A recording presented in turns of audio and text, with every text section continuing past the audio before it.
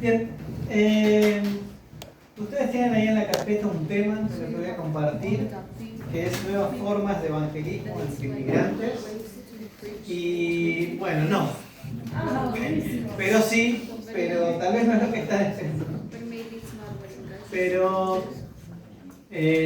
antes de predicar, se me venía una imagen. Hay una profecía en un momento que Jeremías ve de un alfarero que está haciendo una vasija y en un momento se estropea, entonces tiene que romperla y volverla a hacer. La arcilla todavía era buena, pero la forma que estaba tomando tenía algunos defectos.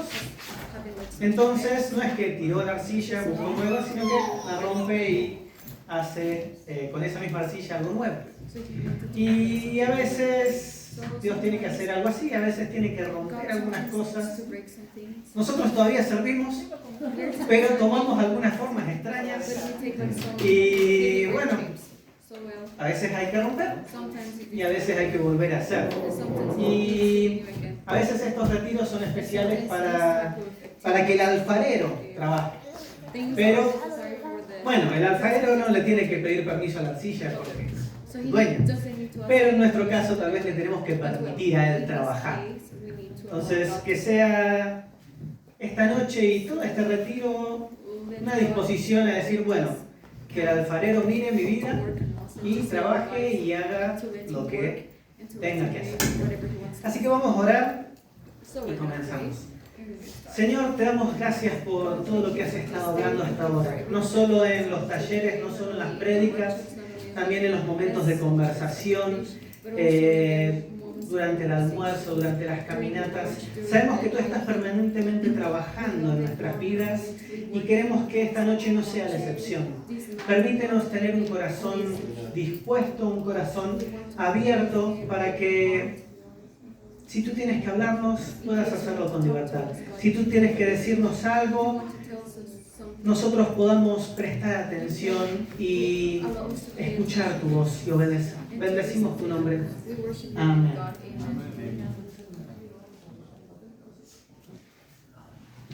Bien, hay una historia que quiero compartir con ustedes y está en el libro de Juan, capítulo 1. Primero, el capítulo 1 de Juan empieza a hablar sobre la creación y sobre algunas otras cosas, pero después salta directamente a Jesús llamando discípulos. Entonces,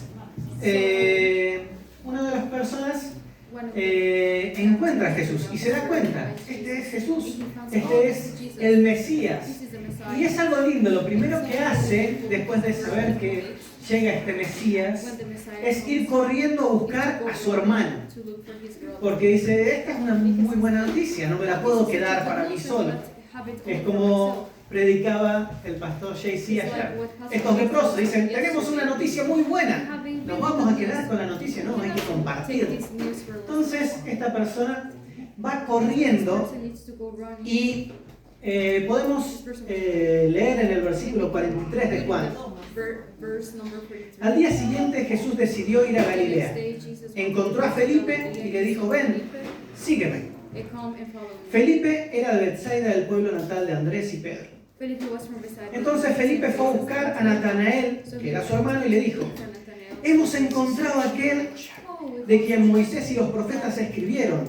Se llama Jesús, es el hijo de José de Nazaret. Y Natanael le contesta, de Nazaret puede salir algo bueno.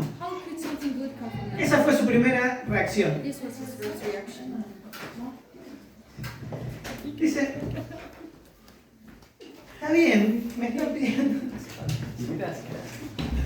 Dice, de Nazaret puede salir algo bueno. ¿Por qué? Porque él conocía esa ciudad.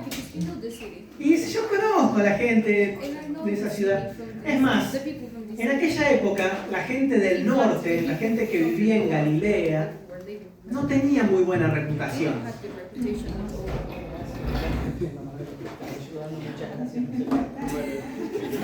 Muchas gracias.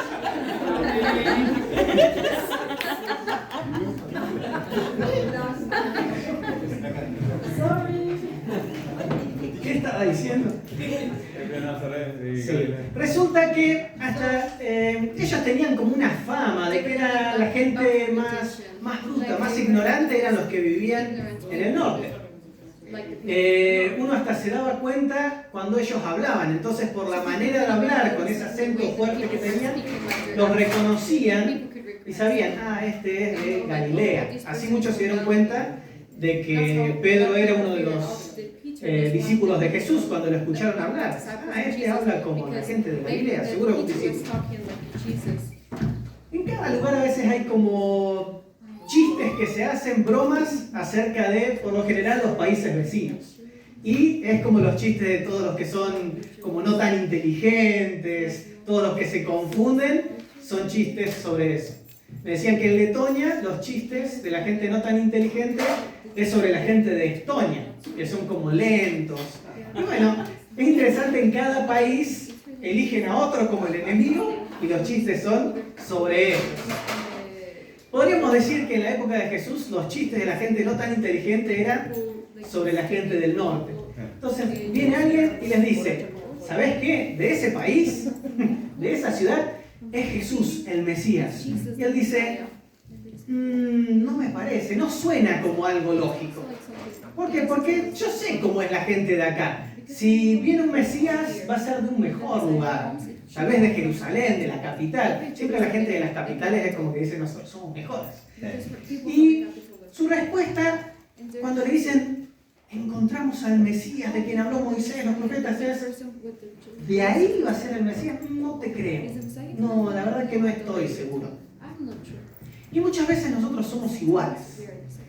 Como que ya tal vez llevamos algunos años en el Evangelio, nosotros sabemos algunas cosas.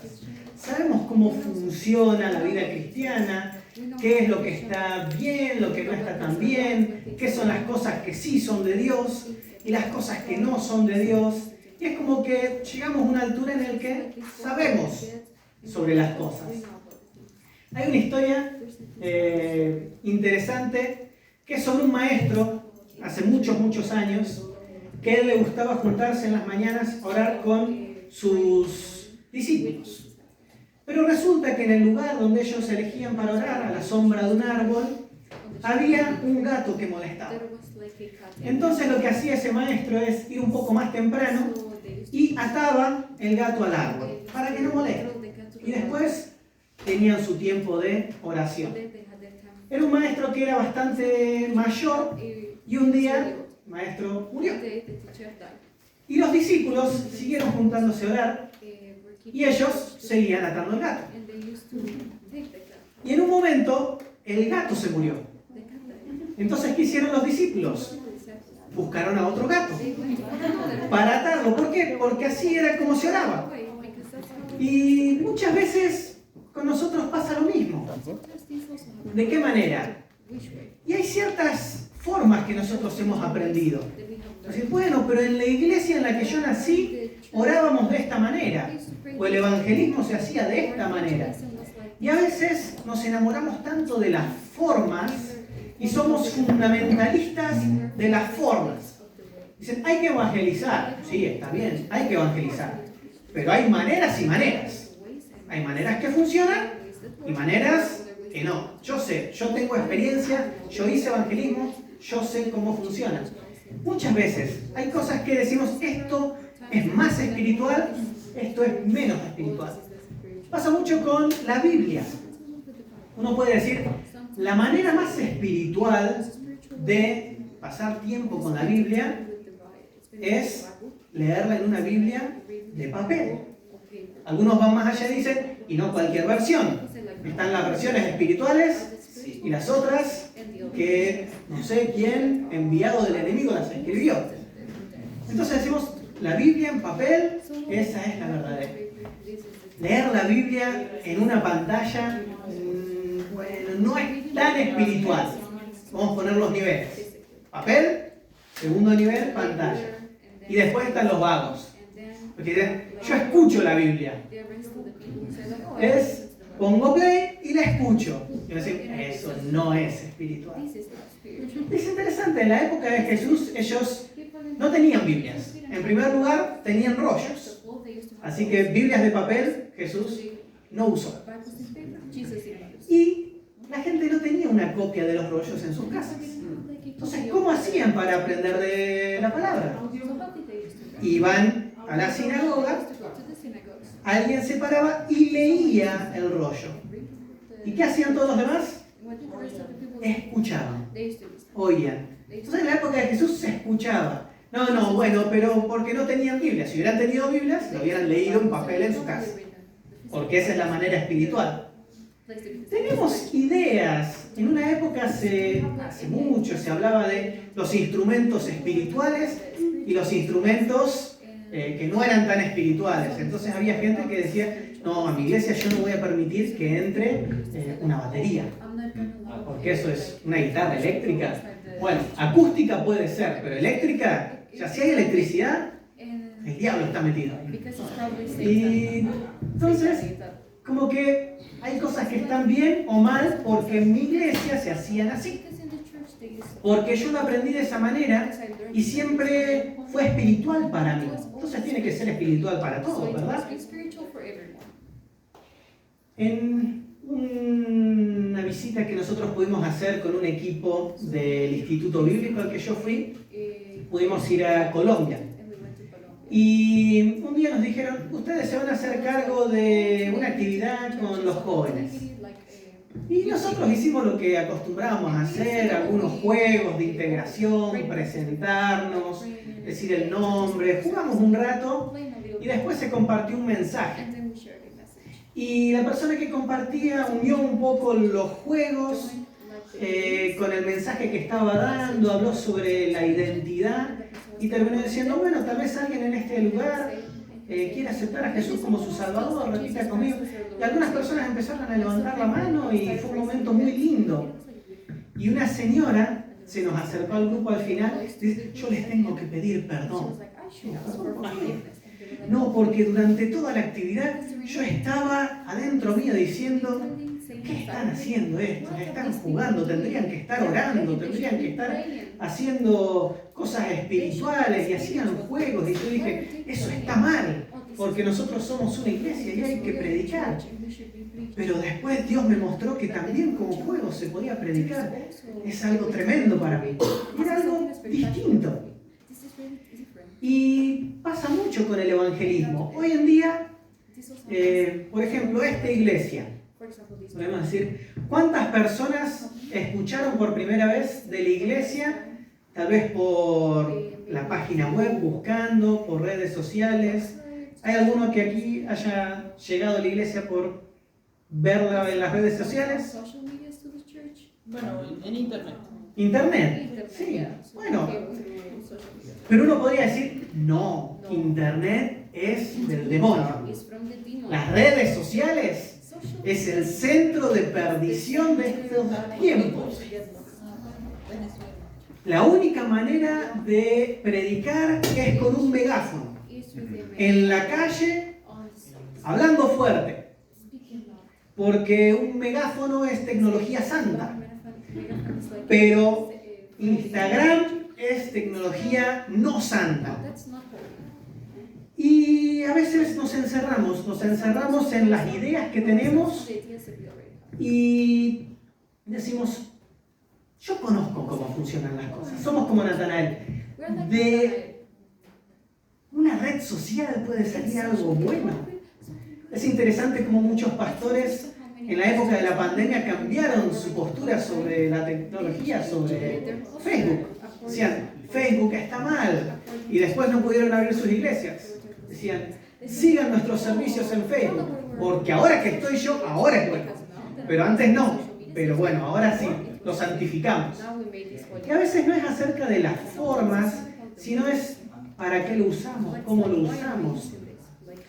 Y muchas veces nosotros tenemos ciertas ideas sobre cómo tiene que ser una iglesia, ideas sobre incluso cómo es Dios. Y podemos pensar en un barco que está hundido en el fondo del océano. En cierta manera, dentro de ese barco hay una parte del océano.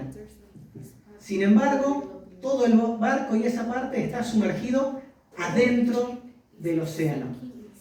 Y a veces funciona así con Dios. Nuestro conocimiento de Dios es como el agua dentro del barco, una parte tan pequeña.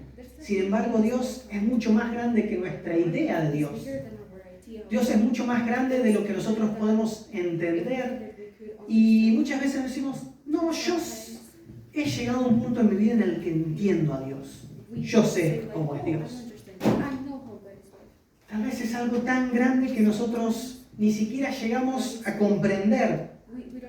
Y leí un libro que hablaba de que todo cristiano necesita una dosis de ateísmo. Era como muy rara la idea.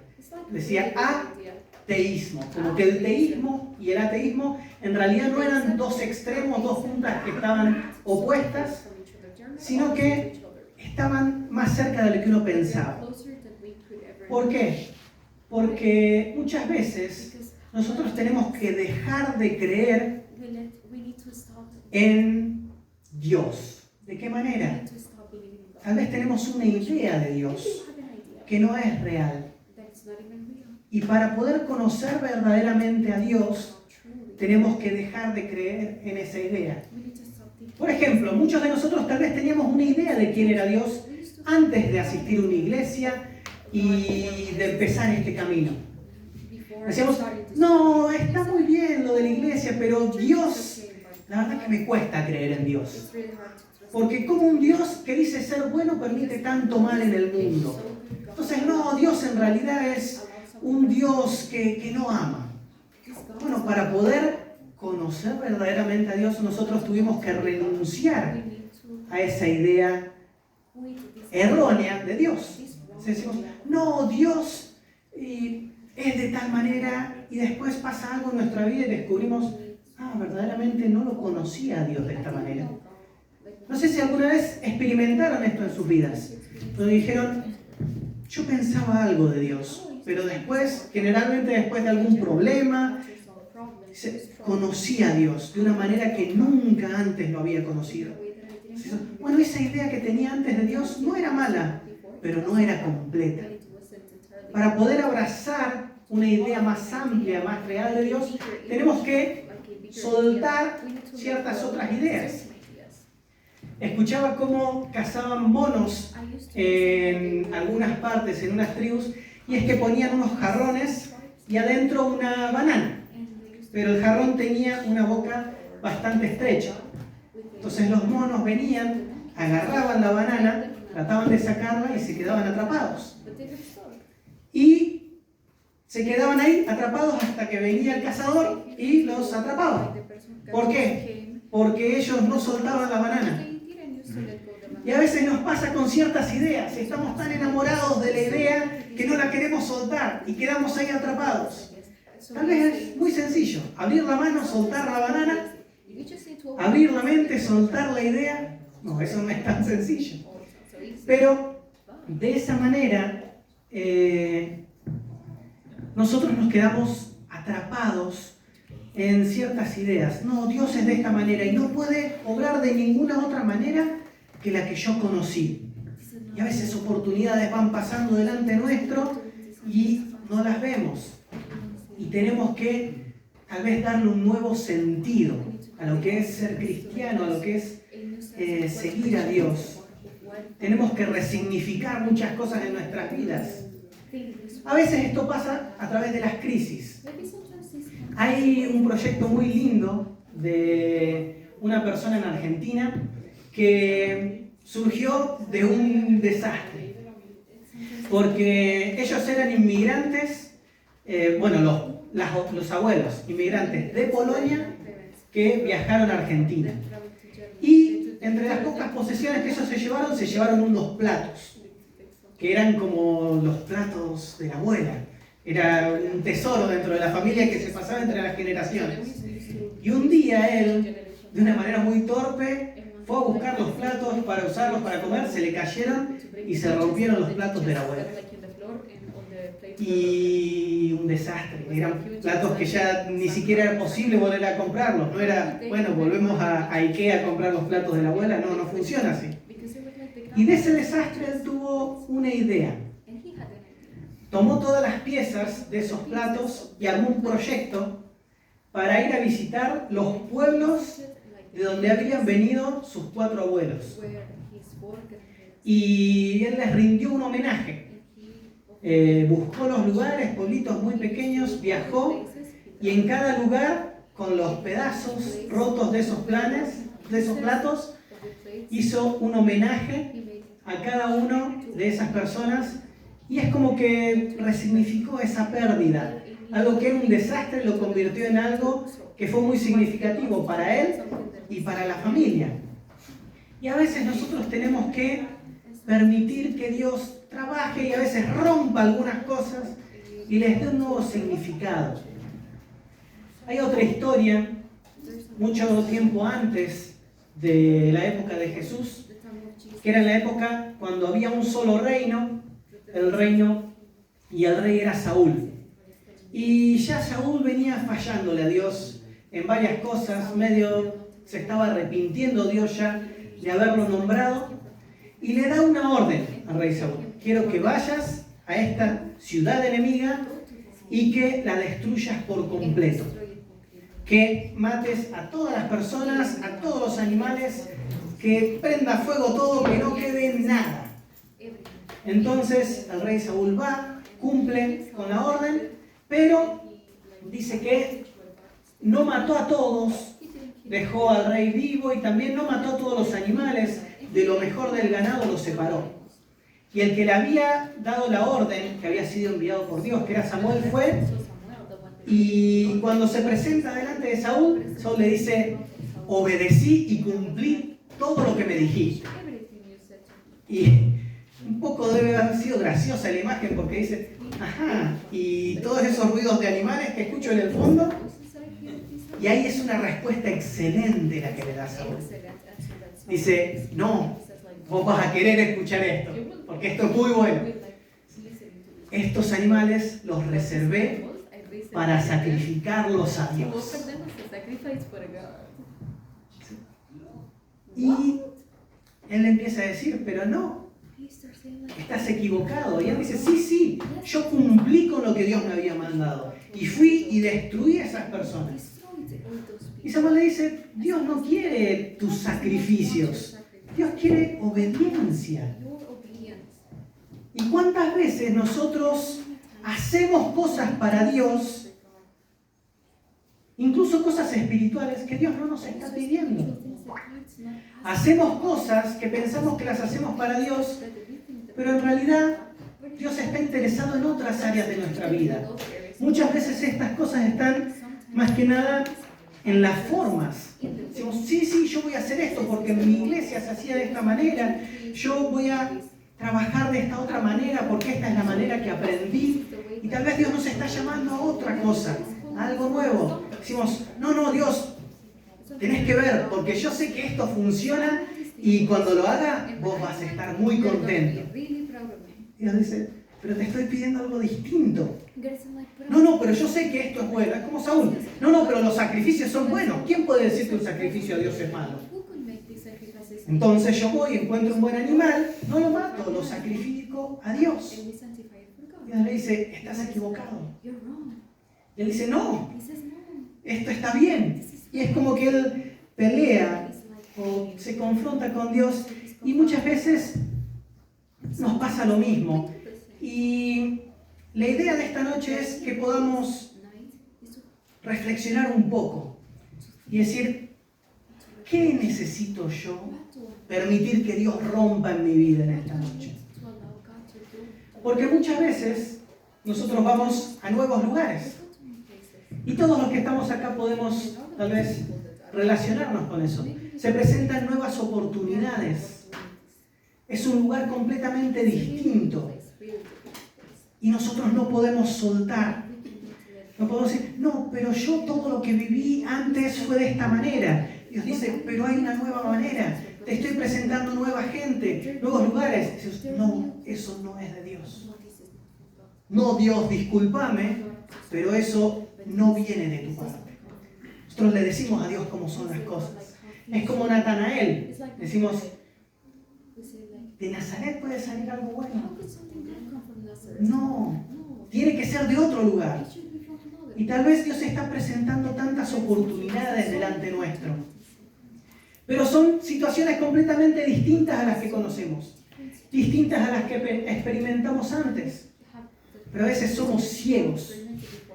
Cosas van sucediendo delante nuestro. Dios está obrando y haciendo cosas y nosotros no las vemos porque no son lo que estamos acostumbrados, lo que nosotros sabemos que Dios hace. Y tal vez el llamado de esta noche es lo mismo que le pasó a Natanael. Porque Natanael le hace la pregunta, ¿puede salir algo bueno de Nazaret? Y en ese momento Felipe, su hermano, no le empieza a explicar, sí, te voy a explicar por qué el Mesías prometido tenía que venir de Nazaret. No le explica eso, no le dice, no vale la pena seguir hablando con vos porque sos un incrédulo, mejor voy a usar mi tiempo con alguien que valga la pena. No, le da una respuesta muy específica. Le dice, ven y compruébalo tú mismo. Según otras versiones, ven y ve. Y resulta que él va y se encuentra con Jesús y se da cuenta, sí, verdaderamente, ahora sí creo, le dice, porque experimenté que sos el Mesías. Pero para él fue necesario ir y mirarlo. Y tal vez si yo me paro delante de ustedes y les digo, las cosas son de esta manera, son de esta otra manera, ustedes tienen que hacer esto o lo otro, pues, bueno, tal vez funciona para vos, pero no para mí. O, ¿quién sos vos para decirme qué tengo que hacer? Y tal vez es verdad. Así que hoy no les voy a decir qué hacer, pero les voy a decir, vamos y veamos. Vayamos a Dios y comprobémoslo nosotros mismos. Yo creo que ninguna palabra que yo pueda darles en esta noche va a ser tan eficaz como ir a las manos del alfarero y decirle, ¿hay algo que romper? ¿Hay algo que hacer de nuevo? ¿Hay algo que yo estoy aferrándome en mi vida que necesito soltar? Escuchémoslo a Él. Y si Él nos habla, obedezcamos. Pero yo creo que es una noche para tener un encuentro con Dios. Entender que tal vez hemos arrastrado hasta este momento muchas cosas buenas, pero también algunas cosas que no provienen de Él. Tal vez es una noche para limpiar un poco, para decir, ¿qué estoy haciendo para Dios que Dios no me pide? ¿Qué estoy tratando de forzar que Dios no me está diciendo que haga? Es decir, voy a escuchar a Dios, voy a ir a Dios y voy a comprobarlo por mí mismo. Entonces en este tiempo ahora vamos a escuchar una melodía, pero vamos a tomar un tiempo personal. Un tiempo para hablar con Dios. Es decir, Dios, ¿hay acaso algo que yo tengo que soltar en esta noche? ¿Hay algo que estoy haciendo? ¿O hay oportunidades que no estoy viendo? Porque estoy tan enfocado en lo que estoy acostumbrado. Permíteme ver las oportunidades, permíteme obrar, permíteme avanzar. Porque ayer nos decía el pastor, Dios quiere usarnos, quiere darnos nuevas oportunidades, presentarnos gente, pero tenemos que verlos. A veces pasan por delante nuestro y somos ciegos. Hay que abrir los ojos. Vamos a orar. Bendito Dios, ayúdanos a no enamorarnos de las formas, sino a enamorarnos de obedecer tu palabra. Ayúdanos a no aferrarnos a lo que estamos acostumbrados, sino a ir y a escuchar tu voz. Y si tú quieres que hagamos nuevas cosas, cosas distintas, cosas que tal vez no estamos acostumbrados, pero son oportunidades que tú estás poniendo delante nuestro. Nuevos lugares, nuevas personas, nuevos contactos, cosas que tal vez nunca hubiéramos hecho antes en nuestra vida, pero que tú nos abres la puerta. Ayúdanos a obedecer y a atravesar esa puerta. Ayúdanos a abrir nuestros ojos y obedecer. A veces no es fácil. A veces algunas cosas han sido formadas, torcidas, y es necesario romper. Que en esta noche tú puedas tener la libertad de hacerlo. Tú eres el alfarero. Nosotros no somos los alfareros. Tú eres el alfarero de nuestra vida. Danos la forma que tú sabes que es mejor. Si hay algo que quitar, quítalo. Si hay algo que romper, hazlo con libertad. Ofrecemos nuestras vidas para que tú puedas permitirnos conocerte de una nueva manera. Y sabemos que tú estás interesado en hacerlo. Que podamos hoy ir a tu presencia y comprobarlo por nosotros mismos. Tomemos un tiempo personal. No esperemos que alguien venga a orar por nosotros. Hablemos directamente con Dios y que Él pueda hablar a nuestra vida.